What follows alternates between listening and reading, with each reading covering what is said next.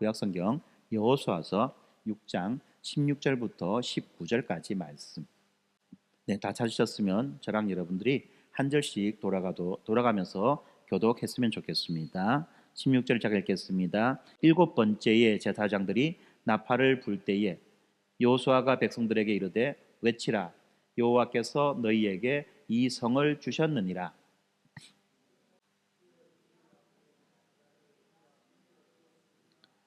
너희는 온전히 바치고 그 바친 것 중에서 어떤 것이든지 취하여 너희가 이스라엘 진영으로 바치는 것이 되게 하여 고통을 당하게 되지 않도록 오직 너희는 그 바친 물건에 손대지 말라.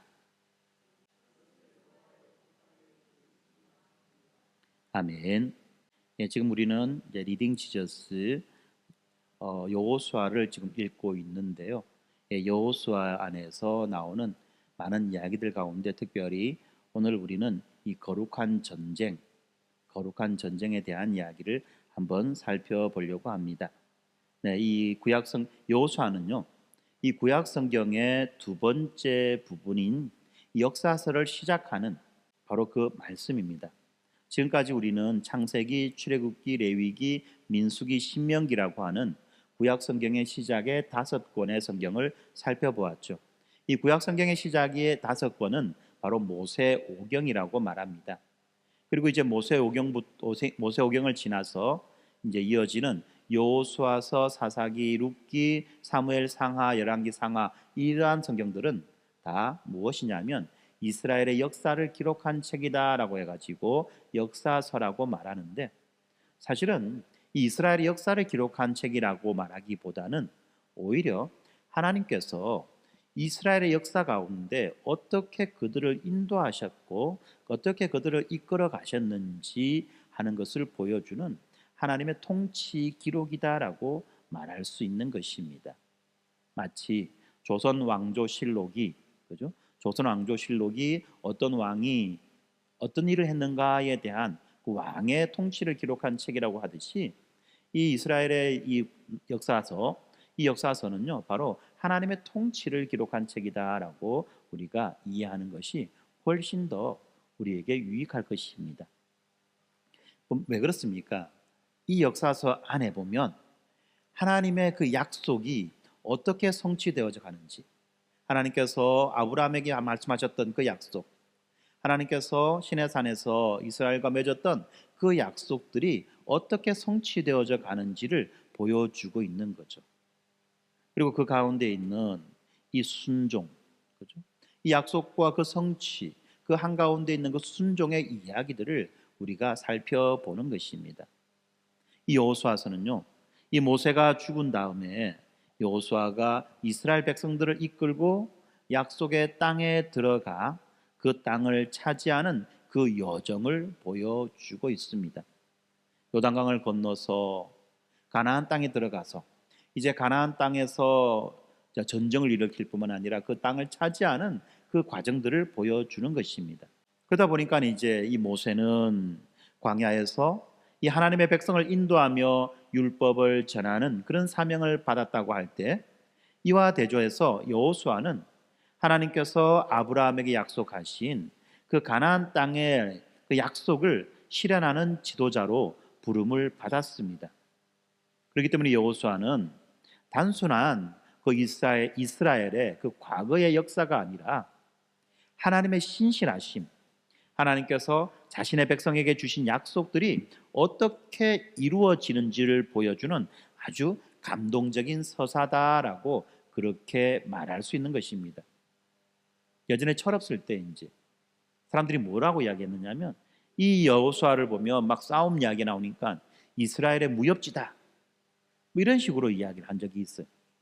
그런데 이거는 이스라엘의 어떤 무협지, 전쟁 이야기가 아니라 하나님께서 어떻게 신실하게 하나님의 그 약속을 이루어 가시는지를 보여주는 책이라는 것, 이것을 우리가 꼭 기억하면서 여호수아서를 봐야만 할 것입니다. 특별히 여호수아서의 여러 가지 이야기들 가운데에 이제 여리고 전투라고 하는 것, 이것을 우리는 잘 눈여겨봐야만 합니다. 왜 그러느냐 하면 여리고 전투라고 하는 것은 이스라엘 백성들이 가나안 땅으로 들어가서 첫 번째로 싸웠던 전쟁입니다. 뿐만 아니라 이 전쟁은 이후에 벌어지는 수많은 전쟁들의 하나의 모범이 되는 그 전쟁인 것입니다. 여리고가 어떤 곳입니까? 여리고는요, 이 가나안 땅으로 들어가는, 다시 말하면 요단강을 건너서 가나안 땅으로 들어갔을 때 만나게 되는 첫 번째 관문입니다. 그리고 또한 이 여리고성 전투라고 하는 것은 바로 하나님의 약속이 성취되기 시작하는 아주 상징적인 신호로서 역할을 하는 것입니다. 이 전투는 단순한 어떤 그런 군사적 승리가 아니라 바로 하나님께서 주도하시는 거룩한 전쟁의 시작을 알리는 사건이라는 것입니다. 여리고 성이 얼마나 튼튼했는지, 얼마나 컸는지 지금 남아있는 그 여리고 성의 그 흔적들을 보면 우리가 알 수 있죠. 여리고 성은요, 내성과 외성으로 이루어진 이중 성벽을 가진 아주 튼튼한 성이었습니다. 난공불락의 요새라는 거죠. 그런데 이런 난공불락의 요새를 이스라엘 백성들은 어떻습니까? 아주 손쉽게 점령하고 차지했죠. 왜 그렇습니까? 그것은 그들의 어떤 무력이 세서 그들이 아주 막 선진된 첨단의 무기를 가지고 있어서 그런 것이 아니라 바로 하나님의 능력으로 이루어진 바로 그 기적에 의해서, 하나님의 능력으로 이루어진 그 기적에 의해서 이 여리고성 전투가 일어났고 거기에서 승리를 거두었다는 것입니다. 바로 이 지점을 우리는 놓치면 안 되는 거죠. 이스라엘의 힘으로가 아니라 하나님의 힘으로, 하나님의 능력으로 이스라엘 백성들이 이 여리고성을 차지하게 되었다는 것입니다. 그래서 오늘은 이 여리고성 전투를 통해서 드러나는 이 세 가지 주제를 한번 다루어 보도록 하겠습니다. 먼저는 하나님께서 이 전쟁을 주도하셨다는 하나님의 주도하심이에요. 그리고 두 번째는 이 여리고성 전쟁의 전투의 이 성격은 바로 하나님의 심판하심이라는 것입니다. 그래서 하나님의 심판의 측면에서도 한번 살펴보도록 할 것입니다. 뿐만 아니라 이 여리고성 전투를 하기 위해서 이스라엘 백성들에게 정말 필요했던 것은 하나님의 그 말씀, 하나님의 그 명령에 철저하게 순종하는 순종이었습니다. 이스라엘 백성들이 하나님의 명령에 순종할 때 이스라엘 백성들은 비로소 참된 안식을 얻게 되는 것입니다. 그래서 이 세 가지 주제를 하나씩 한번 살펴보려고 합니다. 그리고 이것이 우리와 어떤 관련이 있는지를 한번 생각해 보도록 하겠습니다. 우리는 어떻습니까? 교회에 꾸준히 출석하고 열심히 기도하며 또 봉사하는 그런 신앙생활들을 이어가고 있습니다. 참 이런 것은요, 정말 귀한 것입니다. 특별히 다들 바쁘고 힘든 그런 상황 속에서 이렇게 수요일 날 시간을 내어서 이 자리에 이렇게 나와서 하나님 앞에 예배드리는 것 뿐만 아니라 우리 삶의 각자의 현장 가운데에서 온라인으로 하나님 앞에 예배드리는 것, 이거 정말 귀한 일이라는 거죠. 그런데 때때로 우리의 신앙이 원래 그 마음의 어떤 중심, 마음의 동기를 잃어버린 채 그냥 습관적으로 흐를 때가 있다는 것입니다. 다시 말하면 어떤 종교적인 열심은 있지만 그 열심이 하나님의 뜻을 따르는 어떤 진정한 순종과 믿음으로 이어지지 않을 때가 있다는 것입니다. 그렇기 때문에 우리는 오늘 말씀을 통해서 우리의 신앙생활이 단지 종교적 행위에 머물지 않고 하나님의 그 주도하심을 따르며 하나님의 심판을 기억하고 순종을 통해서 참된 안식을 누리는 삶으로 나아가기를 바라는 마음으로 오늘 말씀을 한번 나누어 보도록 하겠습니다. 이 여리고 전투에 앞서서 여호수아는요, 놀라운 경험을 합니다. 우리가 이미 이제 이 여호수아서를 읽고 있지 않습니까? 여호수아서 5장에 보니까 어떤 말씀이 나오느냐 하면 이 여호수아는 이 손에 칼을 든 어떤 사람을 만납니다. 그리고 이 사람은 자신을 이 여호와의 군대 대장이다, 군대 장관이다라고 그렇게 소개합니다. 참 놀라운 장면이죠. 근데 이 장면은요, 단순한 우연이 아니죠. 이 여호와의 이 군대 대장은 여호수아에게 뭐라고 말하느냐? 내 발에서 신을 벗어라. 네가 선 곳은 거룩하니다라고 그렇게 명령합니다. 네 발에서 신을 벗어라. 네가 선 곳은 거룩하다. 라는 이 명령, 이 말씀 우리가 어디서 본 것 같지 않습니까? 이것은 바로 출애굽기 3장에 나오는 바로 모세가 이 시내산에서 불타는 떨기나무 앞에서 섰을 때 일어났던 일이라는 것입니다. 그 떨기나무 한가운데에서 여호와 하나님께서 내 발에 신을 벗어라. 네가 선 곳은 거룩하다라고 그렇게 말씀하신 바로 그 장면과 아주 동일하고 유사한 장면이 지금 펼쳐졌다는 것입니다. 왜 그렇습니까? 바로 이 만남이, 여호와의 군대 장관을 만난 이 만남이 바로 이 전쟁, 이 가나안 정복 전쟁이 인간의 전쟁이 아니라 하나님께서 주도하시는 거룩한 전쟁이라는 것을 우리들에게 분명히 보여주는 것입니다. 하나님께서 주도하시는 거룩한 전쟁. 이것이 바로 여호수아서를 읽는 아주 중요한 관점이라는 것입니다. 그러고 난 다음에 하나님께서는 이스라엘 백성들에게 이 여리고성을 정복하는 아주 독특한 전략을 세워주시죠. 여호수아 6장에 보면 백성들은 여리고성을 일주일 동안 7날 동안 돕니다. 제사장들은 나팔을 붑니다. 백성들은 큰 소리로 외치라는 그 명령을 받습니다. 이 군사적인 관점에서 보면 어떻습니까? 이거는 정말 말도 안 되는 이야기 아닙니까? 6일 동안 하루 한 바퀴씩 아무 말도 하지 않고 소리도 내지 않고 성을 돕니다. 누가? 이스라엘 백성들이 성을 한 바퀴 쭉 돕니다. 성이 작은 성도 아닌데, 그죠? 네, 하루에 한 바퀴씩 돕니다. 무슨 체조하는 것도 아니고. 그러고 난 다음에 7번째 날 7번을 돌죠. 그리고 어떡합니까? 고함을 지릅니다. 여기까지예요. 이스라엘 백성들에게 주신 명령은. 나팔 소리가 일어날 때, 나팔 소리가 들릴 때 고함을 질러라, 소리쳐라. 성을 향해서.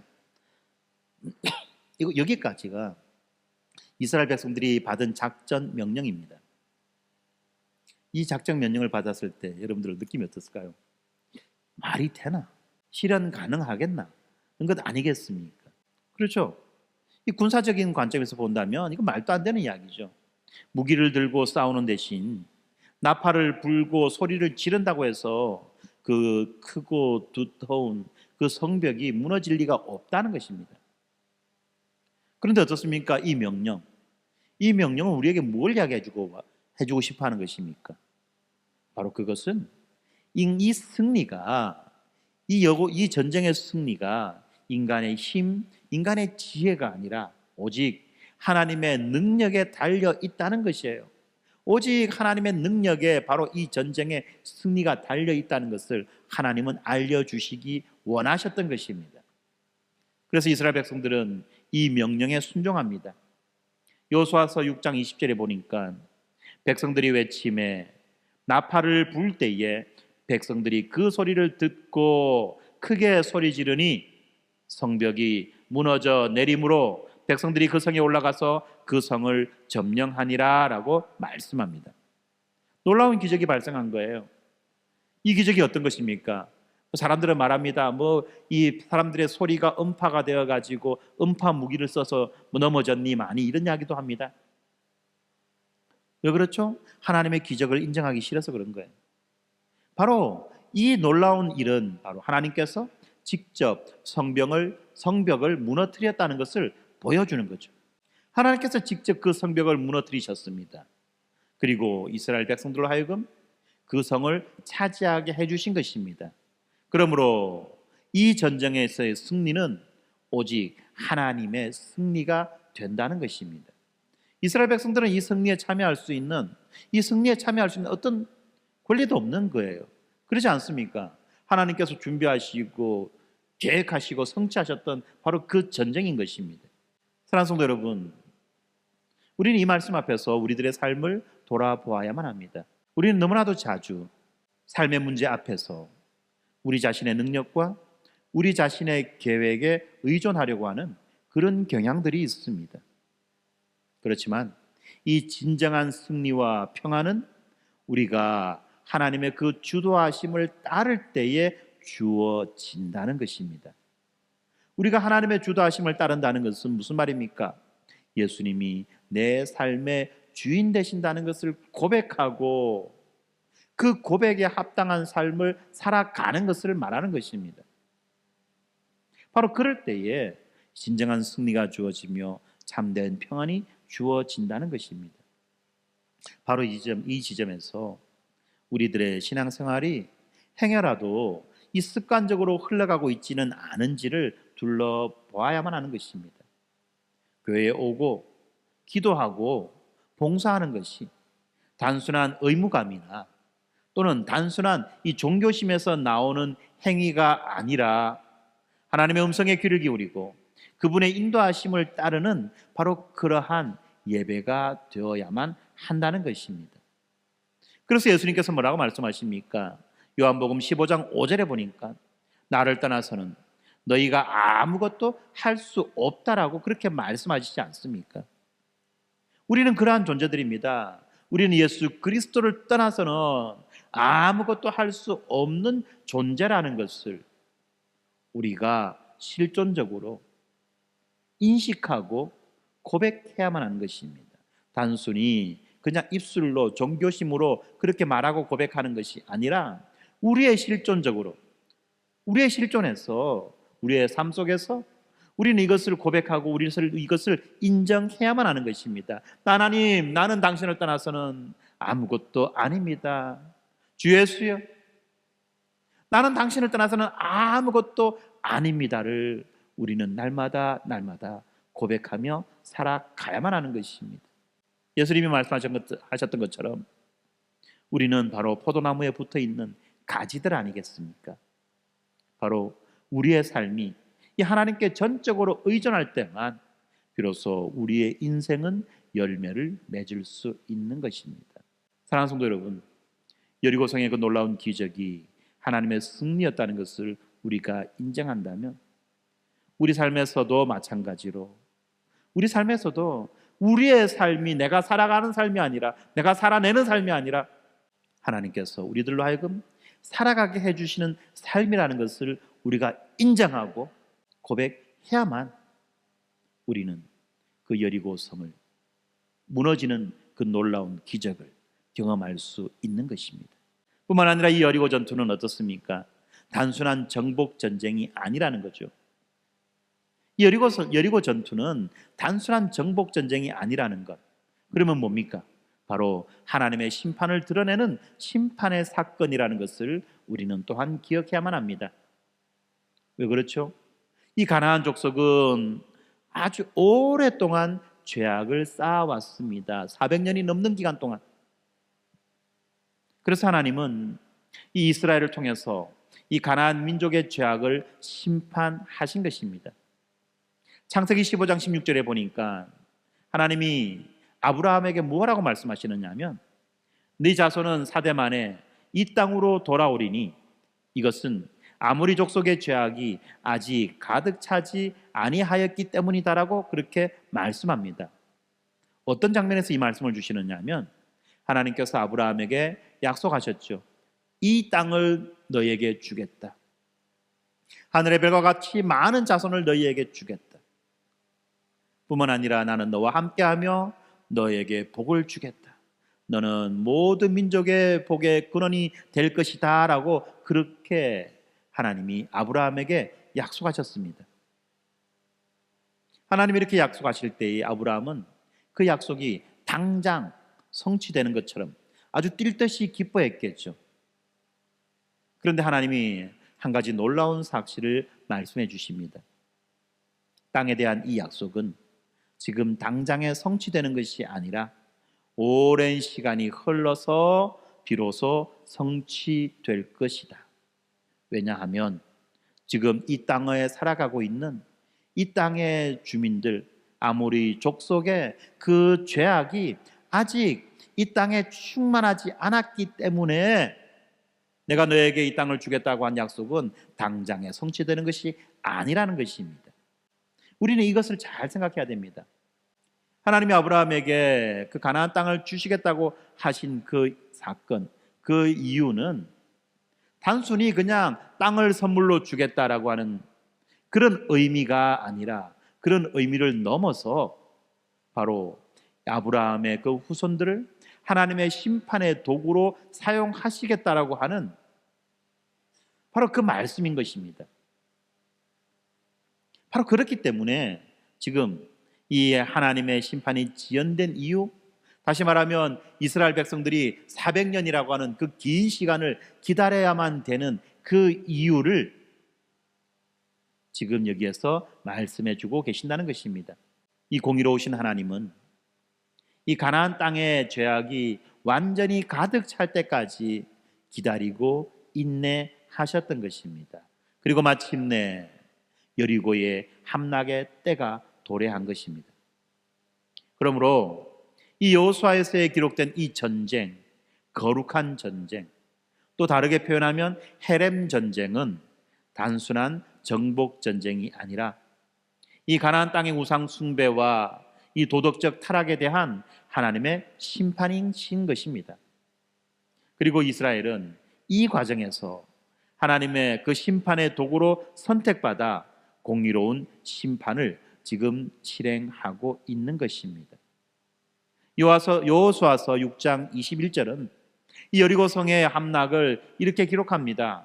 그들이 성중에 있는 모든 것을 칼날로 진멸하되 남녀 노소와 소와 양과 나귀까지 그리하니라 라고 말합니다. 진멸이 뭡니까? 죽이는 거예요. 칼로 쳐 죽이는 겁니다. 칼로 찔러 죽이는 거죠.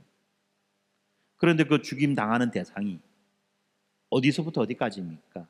남자, 여자, 어린 아이로부터 완전히 늙은이까지, 뿐만 아니라 소와 양과 나귀까지, 모든 가축들까지, 다시 말하면 그 성 안에 있는 모든 생명이라고 하는 생명은 싸그리 쓸어버린 거예요. 현대적인 용어로 말하면 학살이죠. 이 학살입니다. 학살. 상상하기 어려운 참혹한 장면이죠. 하나님은 왜 이런 일을 명령하셨을까? 그리고 이스라엘 백성들은 왜 이런 일을 행했을까? 이것을 우리는 잘 생각해야만 합니다. 하나님이 전쟁을 좋아하고 피를 좋아하는 잔혹하고 난폭한 신이라서 그런 것이 아니라는 것, 이것을 우리가 먼저 생각해야 되겠죠. 이것은 바로 하나님의 진노가 죄악에 대한 응답으로 나타난 결과라는 것입니다. 다시 말하면 하나님의 그 죄에 대한 심판이라는 것입니다. 이 하나님의 심판 앞에 그 누구도 피할 자가 없다는 것을 말해주고 있는 것입니다. 아무리 어린아이라 할지라도, 아무리 늙고 힘이 없는 그런 노인이라고 할지라도, 남자라고 할지라도, 여자라고 할지라도 이 하나님의 심판에서부터 벗어날 수 있는 존재는 아무것도 없다는 것을 말해주고 있는 것입니다. 이 전쟁을 헤렘 전쟁이다라고 말하는데, 이 헤렘이라는 말은 히브리어 말인데요, 온전히 바쳤다, 진멸하다라는 그런 뜻입니다. 온전히 바쳤다, 진멸하다. 이 진멸이 무엇입니까? 단순히 어떤 살인, 학살 이런 것을 말하는 것이 아니라 죄를 철저하게 멸한다는 거예요. 왜 그렇습니까? 죄를 철저하게 멸해야지만이, 죄가 완전히 사갈하지 하지만이 비로소 거룩해질 수가 있고 하나님께 드려질 수 있기 때문에 하나님께 온전히 바치기 위하여서는 반드시 이 진멸이라고 하는 죄를 철저하게 멸해야 되는 이 과정을 거치는 것입니다. 죄악에 대한 철저한 심판을 상징하는 것입니다. 그렇기 때문에 헤렘은 단순한 파괴가 아니라 정결하게 하여 거룩하게 하려는 그 하나님의 그 목적을 담은 심판이라는 것을 우리가 기억해야만 합니다. 정결하게 하여 거룩하게 하려는 하나님의 목적을 담은 심판이라는 것입니다. 여리고의 모든 것이 하나님께 바쳐졌습니다. 모든 것이 다 파괴되었죠. 다 불에 태워졌습니다. 생명은 다 죽임을 당했고 가옥과 모든 것들은 다 불에 태워졌습니다. 불에 태워지지 않는 금속들만, 불에 태워지지 않는, 불에 타고 남은 거죠. 정확하게 말하면 불에 타고 남은 금속들만 하나님께 바쳐지는 거예요. 불에 태웠다라고 하는 것은 뭡니까? 정결케 하는 거죠. 정결하게 된 그 금속들만 하나님께 바쳐졌다는 것입니다. 이것이 바로 하나님의 심판이 얼마나 철저하고 얼마나 공의로운지를 보여주는 것입니다. 그리고 이스라엘 백성은 이 심판을 집행하는 도구로서의 그 사명을 받은 것입니다. 그들은 이 하나님의 의지를 대신 실행하며 죄악이 결코 용납될 수 없다는 것, 하나님 앞에서는 어떠한 죄악도 결단코 용납될 수 없다는 것을 이 세상에 증거한 것입니다. 장차 우리에게 다가올 심판도 이런 심판 아니겠습니까? 그런데 여러분, 이렇게 심판의 집행자로서 하나님을 대리하여서, 하나님을 대행하여서 이 심판의 집행자로서 선택받았고 사용되어졌던 이 이스라엘 민족이 그 이후의 결과가 어떻게 되는지 여러분들 잘 알고 계시죠?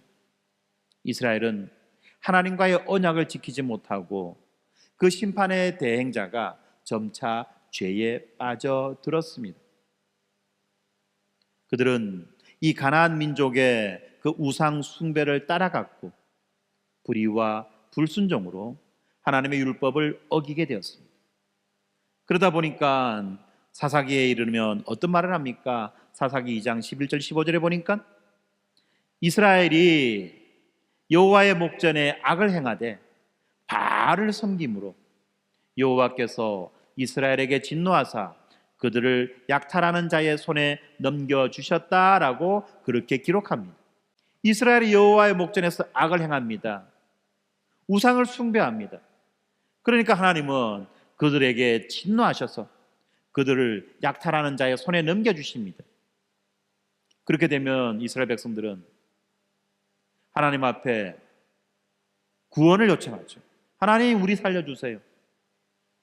그러면 하나님은 그들의 그 요청을, 그 기도를 들어주셔서 다시 그 약탈자로부터 그들이 다시 한 번 더 독립할 수 있도록, 새롭게 될 수 있도록 그렇게 해주시지만, 그러나 또 어떻습니까? 얼마 지나지 않아서 그들은 또다시 우상 숭배의 길에 빠져들게 되고 또다시 다른 외부의 약탈자들에게 고통을 당하게 됩니다. 그러면 이스라엘은 또 어떻죠? 또 하나님께 구원을 요청합니다. 그러면 하나님께서는 사사를 보내주셔서 이스라엘을 구원해 주시는데, 근데 이번엔 어떻습니까? 그들을 구원했던 그 사사마저도 우상을 숭배하고 타락하는 이상한 모습들을 보여주는, 도무지 어찌할 수 없는 점입가경에 참 다양한 그런 모습들을 보여주는 거죠. 이 순환 패턴은 이스라엘의 죄가 반복될 때마다 하나님께서 그들을 징계하는 징계의 도구로 이방 민족을 사용하셨다는 것을 보여주며, 또한 동시에 이스라엘은 점점점 더 큰 악으로 빠져들게 되었다는 것을 말해주고 있죠. 이렇게 시간이 지날 때 이스라엘의 죄가 마침내 그 땅에 가득하게 되었습니다. 그러니까 하나님의 심판은 이제 더욱더 선명하게 드러나죠. 북왕국 이스라엘은 이 아수르에 의해서 멸망당했고, 그들의 우상 숭배와, 그것은 바로 그들의 우상 숭배와 하나님을 떠난 결과로 그렇게 되었다는 거죠. 뿐만 아니라 남왕국 유다 역시도 이 바벨론에 의해서 포로로 잡혀가게 되는 그런 비극이 일어나게 된 것입니다. 에레미야서에 보면 에레미야서 25장 9절에서 하나님은 이 바벨론 왕 느부갓네살을 나의 종이라고 부르며 이스라엘을 심판하는 도구로 사용하셨다고 그렇게 선언합니다. 또한 하박국에서도 이 바벨론을 하나님의 심판의 도구로 묘사하며 그들이 하는 일이 바로 이스라엘의 죄에 대한 심판이라는 것을 분명히 말해주고 있어요. 이렇게 이스라엘의 죄가 가득하게 되자 이방 민족을 심판의 도구로 사용하신 것은 하나님의 심판이 공정하다는 것입니다. 그렇지 않습니까? 누구라 할지라도 그 죄가 충만하게 되면 하나님은 반드시 심판하신다는 것입니다. 그 대상이 이스라엘이라고 할지라도 말입니다. 그래서 신명기 28장 25절에서 모세는 이스라엘이 불순종하면 여호와께서 너를 내 원수 앞에서 패하게 하시리니 내가 한 길로 그들을 향해 나가다가 7길로 그들 앞에서 도망하리라고 그렇게 경고하고 있습니다. 다시 말하면 아무리 선택받은 백성이라고 할지라도 죄에 대해서 분명한 책임을 져야 된다는 것을 그렇게 알려주고 있는 것입니다. 그런데 여러분, 이 심판이 단순한 체벌이 아니라는 거죠. 바로 회개와 회복을 위한 사랑의 징계라는 것입니다. 히브리서에 보니까 이렇게 말씀합니다. 12장 6절부터 주께서 그 사랑하시는 자를 징계하시고 그가 받아들이시는 아들마다 채찍질하심이라 하였으니 징계는 다 받는 것이들 너희에게 없으면 사생자요 친아들이 아니니라. 또 우리 육신의 아버지가 우리를 징계하여도 공경하였거늘 하물며 모든 영의 아버지께 더욱 복종하며 살려 하지 않겠느냐. 그들은 잠시 자기의 뜻대로 우리를 징계하였거니와 오직 하나님은 우리의 유익을 위하여 그의 거룩에 참여하게 하시느니라. 무릇 징계가 당시에는 즐거워 보이지 않고 슬퍼 보이나 후에 그로 말미암아 연단받은 자들은 의와 평강의 열매를 맺느니라고 가르치며 이 징계가 하나님의 사랑과 거룩함을 반영한다고 그렇게 설명해 주고 있습니다. 그러면 오늘날 우리는 이 헤렘 전쟁, 이 진멸 전쟁을 어떻게 이해해야만 할까요? 바로 하나님의 심판은 여전히 유효한 것입니다. 로마서 6장 23절에 죄의 싹은 사망이다라고 선언하죠. 모든 죄는 하나님에 대한 반역이기에 그 죄의 대가는 죽음일 수밖에 없다는 것입니다. 또한 모든 죄는 반드시 심판을 받게 되는 것이라는 거죠. 이런 의미에서 우리 모두는 이 여리고의 거민들처럼 이 죽음의 형벌을 벗어날 수 없는 죄인들이라는 것입니다. 그러나 같은 본문에서 성경은 뭐라고 말씀합니까? 하나님의 은사는 그리스도 예수 우리 주 안에 있는 영생이라고 말씀하시죠. 바로 이 말씀이 우리에게 놀라움을 가져다주는 복음의 말씀인 것입니다. 이 말씀은 예수 그리스도의 십자가에서 하나님의 심판이 완성되었다는 것을 말해줍니다. 예수께서 우리의 죄를 대신 짊어지시고 심판을 받으심으로 우리가 하나님의 진노에서 구원받을 수 있는 길이 열렸다는 것입니다. 그렇기 때문에 우리는 이 여리고의 그 심판을 보며 한편으로는 두려움과 또한 동시에 하나님을 향한 그 감사의 마음을 가져야만 하는 것입니다. 두려움의 마음 없이 감사의 마음을 가질 수가 없지요. 뿐만 아니라 감사의 마음 없이 두려움의 마음만을 가져서도 안 되는 것입니다. 그리고 이것은 우리들의 그 종교적 열심이 외적인 행위에 그치지 않고 죄에 대한 경각심과 회개로 이어져야 된다는 것을 우리에게 말씀해 주고 있는 것입니다. 이스라엘 백성은 이 하나님의 명령에 순종했죠. 철저히 순종했습니다. 그래서 이 여리고성을 정복합니다. 여호수아서 6장 15절부터 19절까지 오늘 우리가 읽었던 말씀에 따르면 그들은 하나님의 그 지시를 따라서 성을 돌았고 나팔을 불었으며 소리 높여 외쳤습니다. 이 순종은 단순한 어떤 행위가 아니라 바로 하나님에 대한 전적인 신뢰와 믿음에서 비롯된 바로 그 순종이라는 것입니다. 이것을 히브리서 11장 30절에서는 이렇게 말씀하고 있습니다. 믿음으로 7일 동안 여리고를 도니 성이 무너졌다고 말합니다. 이스라엘의 믿음은 하나님의 약속을 의지하며 명령을 따르는 순종으로 나타났고 그 결과 이스라엘은 놀라운 승리와 약속의 땅에서의 안식을 누릴 수 있게 되었습니다. 이스라엘 백성들이 약속의 땅에서 누리는 안식은 바로 순종을 통해 주어지는 하나님의 축복인 것입니다. 그런데 여러분, 이 안식은 완전하지 않았죠. 이 안식이 완전하지 않았다고 하는 이 말 여러분들 오해하면 안 됩니다. 무슨 말이냐면 그들이 누리는 안식이 불완전한 것이 아니라 바로 그들의 믿음과 순종이 완전하지 못했다는 말인 것입니다. 여리고성 전투에서 이어지는 사건이 하나 있습니다. 바로 여호수아서 7장에 기록되는 아간의 사건입니다. 이 아간의 사건이 바로 순종의 중요성과 불순종의 심각한 결과를 확실하게 보여주고 있는 거죠. 여리고 전쟁이 마친 다음에 하나님은 여리고 전투에서 얻었던 모든 전리품을 하나님께 바치라고 명령하십니다. 이것은 바로 여리고의 전투가 하나님의 전쟁이며 그 승리는 하나님의 승리라는 것을 인정하는 행위이죠. 그렇지만 아간은 어떻습니까? 이 명령을 어겼습니다. 하나님께 마땅히 바쳐야 될 물건들을 바치지 않고 훔쳤습니다. 태워야 될 물건들을 태우지 않고 훔쳤다는 것입니다. 그런데 이 불순종은 개인의 죄로 머무는 것이 아니라 바로 이스라엘 공동체 전체의 재앙을 초래했습니다. 아간의 불순종으로 인해서 이스라엘은 그 다음에 일어나는 전투인 아이성 전투에서 아주 참담하게 패배하게 됩니다. 그것을 여호수아서 7장에서 하나님이 이렇게 말씀하십니다. 11절 12절 말씀인데 이스라엘이 범죄하여 내가 그들에게 명령한 나의 언약을 어겼으며 또한 그들이 온전히 바친 물건을 가져가고 도둑질하며 속이고 그것을 그들의 물건들 가운데 두었느니라.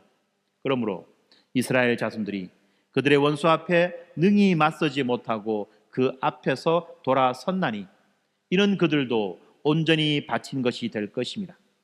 그 온전히 바친 물건을 너희 중에서 멸하지 아니하면 내가 다시는 너희와 함께 있지 아니하리라 라고 말씀합니다.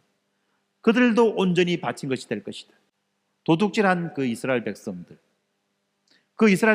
온전히 바친 것이 될 것이라는 이 말씀이 무슨 말이냐면 바로 그들 가운데 죄가 철저하게 진멸당하게 될 것이라는 말이죠.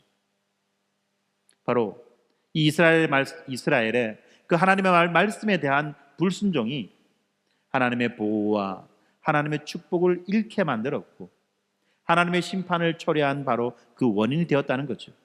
그리하여서 아간과 그의 가족들은 이스라엘 공동체에서 쫓겨나 처형당했고 그제서야 하나님의 진노가 풀리는 것을 우리는 이 성경을 통해서 확인할 수 있는 것입니다. 바로 이렇게 아간의 사건은 불순종이 안식을 상실하게 만들고 하나님의 심판을 초래한다는 아주 강력한 경고의 역할을 하고 있는 거죠. 이처럼 하나님의 명령을 따르는 것은 바로 우리의 생명과 우리의 안식과 직결된 문제입니다. 불순종은 이 하나님과의 관계를 단절시키고 하나님께서 약속하신 그 안식을 잃어버리게 만들어버리는 거죠. 이 사건은 우리에게도 동일한 교훈이 됩니다. 우리의 불순종은 우리의 개인뿐 아니라 공동체 전체에 영향을 미칩니다. 그리하여서 개인과 공동체가 하나님의 축복을 잃어버리게 되는 것입니다. 이스라엘은 이후에도 불순종을 반복합니다. 그러다가 마침내 모든 것을 다 잃어버리고 바벨론의 포로로 잡혀가는 그런 비극을 경험하게 되는 거죠. 히브리서 4장 8절 9절이 이것을 말씀합니다. 만일 여호수아가 그들에게 안식을 주었더라면 그 후에 다른 날을 말씀하지 아니하셨으리라. 그런즉 안식할 때가 하나님의 백성에게 남아있도다.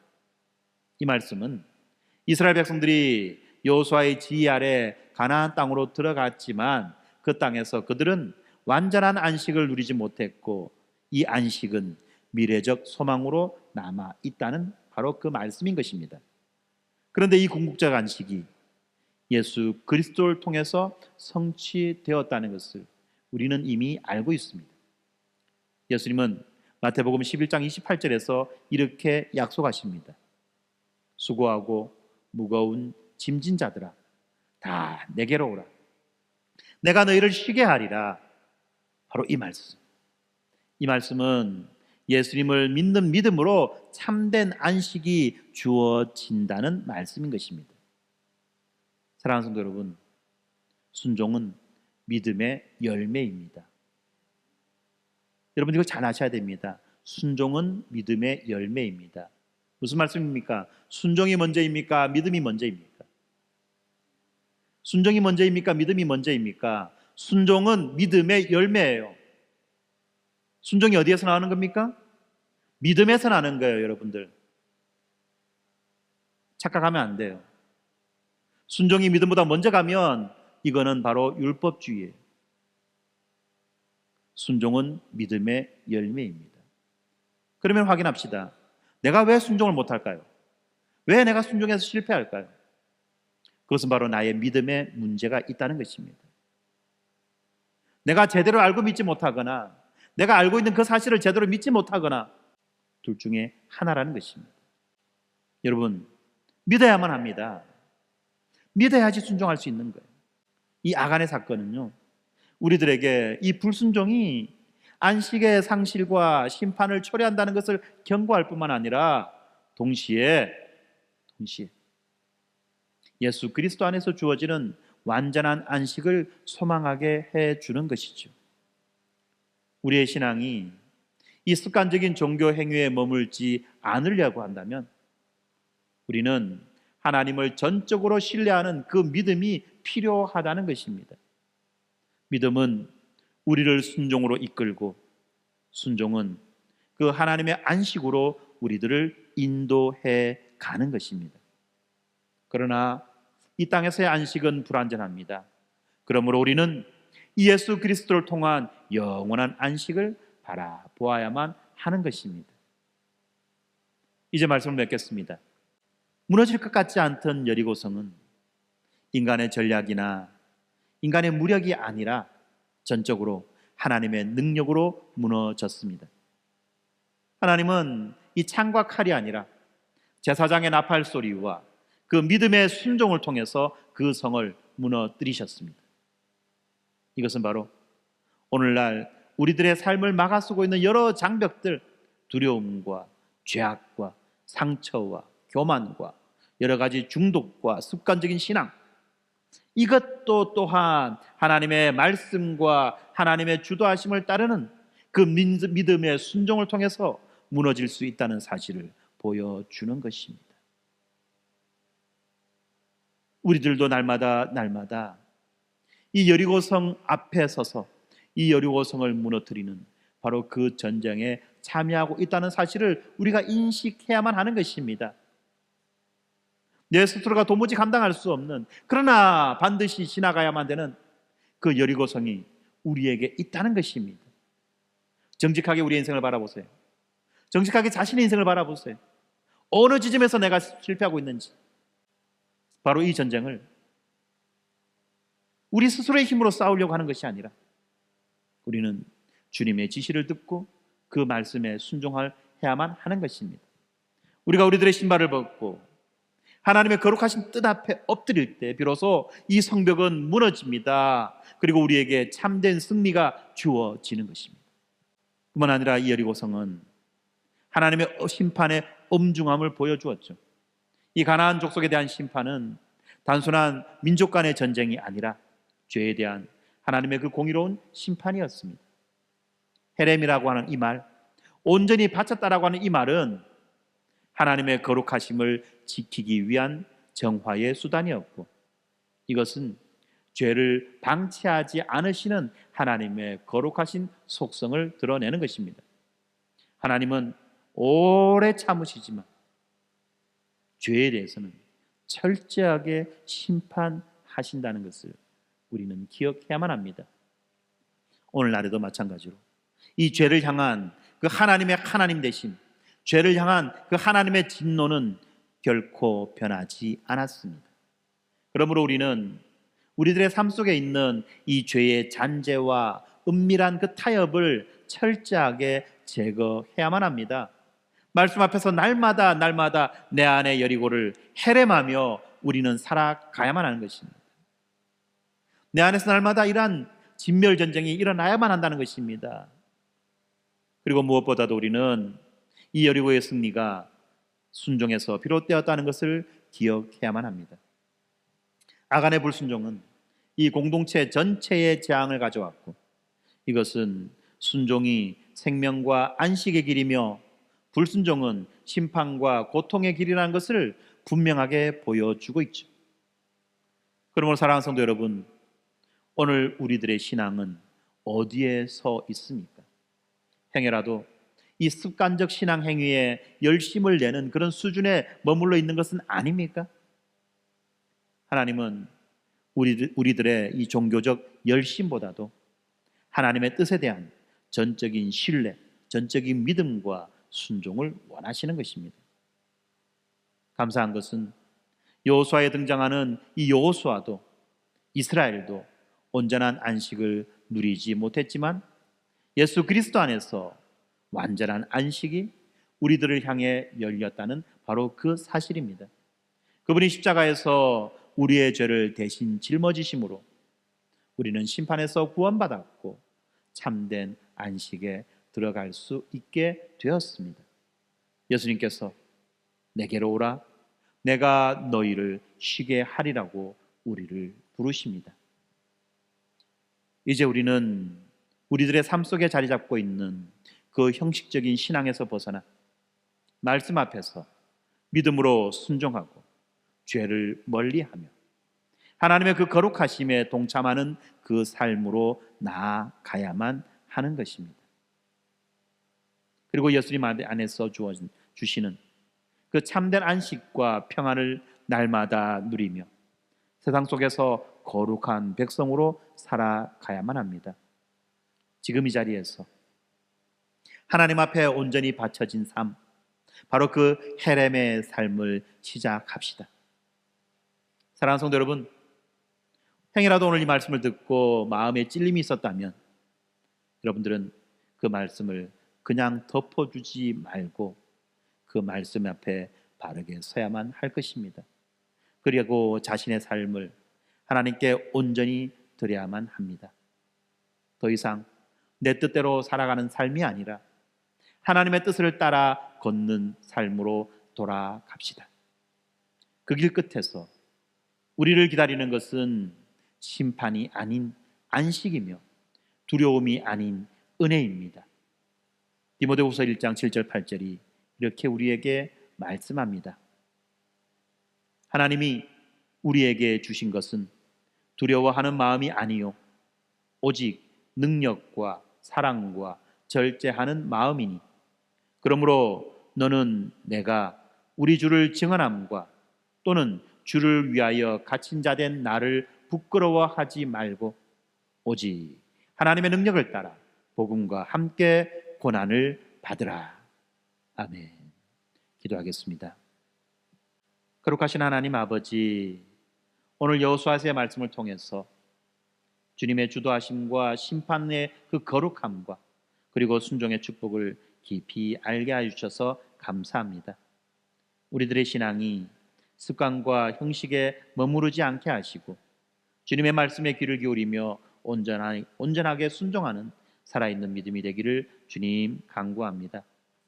여리고성을 무너뜨리신 그 주님의 능력을 의지하며 우리 안에 경건히 서 있는 바로 그 교만과 불신과 타협과 정욕과 나태함의 성벽을 무너뜨려 주시옵소서. 하나님의 거룩하심 앞에서 신을 벗었던 여호수아처럼 저희도 오늘 주님 앞에 자아의 신을 벗고 엎드립니다. 심판받아 마땅한 죄인이지만 예수 그리스도의 그 십자가 은혜로 인해서 복된 안식으로 불러주신 주님께 감사드립니다. 주님, 우리들의 삶이 주님의 뜻에 온전히 바쳐지는 헤레미 삶에 되게 하여 주시옵소서. 날마다 회개하며 말씀을 따라 살게 하시고 교회와 가정과 세상이 복음으로 회복되게 하여 주시옵소서. 그리스도의 이름으로 기도드립니다. 아멘.